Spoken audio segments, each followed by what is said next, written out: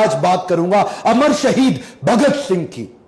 1907 में इनका जन्म हुआ। लयालपुर नाम का गांव लाहौर में पड़ता था, आज जो कि पाकिस्तान में है।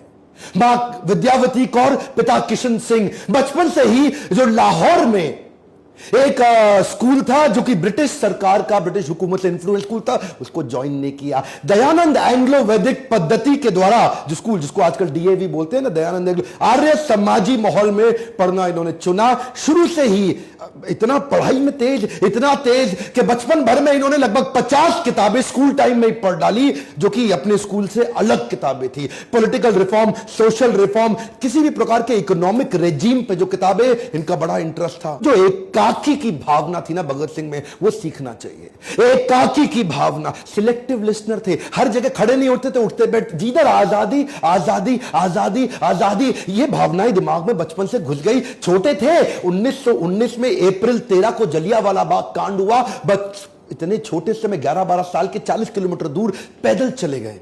उसी जलियांवाला बाग में पहुंच गए। वो आवाजें कौन रही थी इनके दिमाग में, जो वो लाशें थी वहां पे, कितने लोग चले गए। काफी लोग तो वहां पास में पड़ा कुआं था, उसी में डूब गए, उसी में कूद के छलांग मार के, क्योंकि जनरल डायर ने जो गोलियां मारने का सबको आदेश दे दिया। कहते हैं कि आज भी उस कुएं से पानी निकालो तो उसमें रक्त की बूंदें मिलती हैं आज भी। ये वहां से खून से भरी मिट्टी को बर्तन में डाल के ले आए एक बोतल में, और घर में लाके इतने सुन्न हो गए। सोचो छोटा सा बच्चा है, क्योंकि इसके दिमाग में ना वो घुस चुका था। इसकी बहन ने पूछा क्या हुआ, बता दे क्या हुआ, इतनी देर से क्यों आया। ये बोला ये खून मेरे उन शहीदों का है, देशवासियों का, जिसका मैं बदला लूंगा, अंग्रेजों को मार भगाऊंगा। जब इनके पिता खेती किया करते थे ना, बोले आम की गुठली क्यों बोई, पिता से पूछते थे। पिता कहते थे बेटा आम लगेंगे, पेड़ लगेगा। ये कहते थे ठीक है जी, मैं बंदूक बो दूंगा ताकि बंदूकों का पेड़ लग जाए। इतने छोटा सा बच्चा क्या सोच रहा है, कहता है कि मुझे बंदूक इसलिए चाहिए ताकि अंग्रेजों को भगा दूं। 1920 के आसपास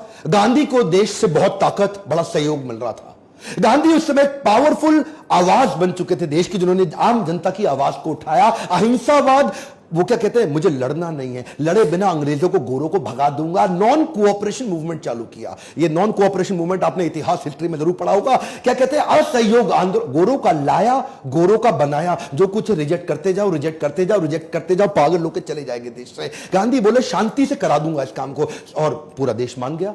उस समय बड़े प्रभावित थे शहीद आजम भगत सिंह उनके विचार से, वो भी ज्वाइन कर गए। उन्हीं दिनों चौरी चौरा नाम का एक स्थान जो कि गोरखपुर में, बिहार के नजदीक आज भी पड़ता है, वहां पे 1922 में, उस समय 14 साल के रहे होंगे भगत सिंह, 1922 में इन्होंने एक पुलिस थाने के सामने जोरदार प्रदर्शनकारियों ने शोर मचाया। वहां एक बाजार में अंग्रेजी शराब बिक रही थी, अंग्रेजी कपड़े बिक रहे थे। वहां इन्होंने शोर मचाया कि गोरे वापस जाओ और ये कपड़े और शराब की बिक्री बंद करा दो। और जो वहां का जमींदार था, अंग्रेजों से इन्फ्लुएंस था गोरों से उस समय, उस जमींदार ने गुप्तेश्वर सिंह नाम के थानेदार को रिक्वेस्ट किया, भाई ये बंद करा दो, मेरा धंधा खत्म हो जाएगा, इसको बंद कराओ। और चौरी चौरा में तभी पुलिस वाले बाहर आ गए, उन्होंने हवाई फायरिंग करी, बोला बंद करो इस आंदोलन को। ये बोले हम क्या कह रहे हैं, हम तो कुछ नहीं कह रहे, हम तो कह रहे हैं हम केवल अंग्रेजी सामान नहीं खरीदेंगे, शराब नहीं खरीदेंगे, कपड़े नहीं खरीदेंगे। लेकिन गुप्तेश्वर सिंह माना नहीं। अच्छा, भीड़ 4000 लोगों की थी। वहीं गुप्तेश्वर सिंह ने कई गोलियां हवा में चलाई, ये नहीं माने, उन्होंने 2-4 को गोली मार दी। वहीं 2 प्रदर्शनकारियों की वहीं मृत्यु हो गई। भीड़ और आग बबूला हो गई। गुप्तेश्वर सिंह ने हवा में और कई गोलियां चलाई, बोला मार दूंगा, फिर सामने गोलियां चलाई। वहां के दरोगा थे ना, वो उनको तो करना था। और जब गोलियां चलाई उन्होंने, 3-4 लोग जैसे ही और मरे। इतने में ये तैयार नहीं थे दरोगा, इनकी गोलियां खत्म हो गई, भीड़ आ गई। और भीड़ ने जब इनकी गोलियां खत्म हुई तो उनको मारना शुरू किया, पुलिस वालों को। और मारते मारते ये भगा के उनको थाने में ले गए, थाने को आग लगा दी। कई 17 पुलिस कर्मियों की उसी थाने के अंदर मौत हो गई, आग के नीचे जल गया। और वहां पे गांधी को बहुत आहत हुई। बोला मैं कह रहा हूं असहयोग, अहिंसा, और तुमने इतनों को मार दिया। वो दिन नॉन कोऑपरेशन मूवमेंट गांधी ने वापस लिया, और जैसे ही मूवमेंट वापस लिया ये लोग परेशान हो गए। भगत सिंह और उनके जितने प्रकार के उसी विचारधारा के लोग, वो बोले 2 दल बन गए। गरम दल, नरम दल। नरम दल गांधी का था और गरम दल भगत सिंह जैसे लोगों का था। उन दिनों बोल्शेविक मूवमेंट रशिया का था, उससे ये बड़े प्रभावित थे। मैंने बताया ना, विदेशी किताबें भी बहुत पढ़ते थे।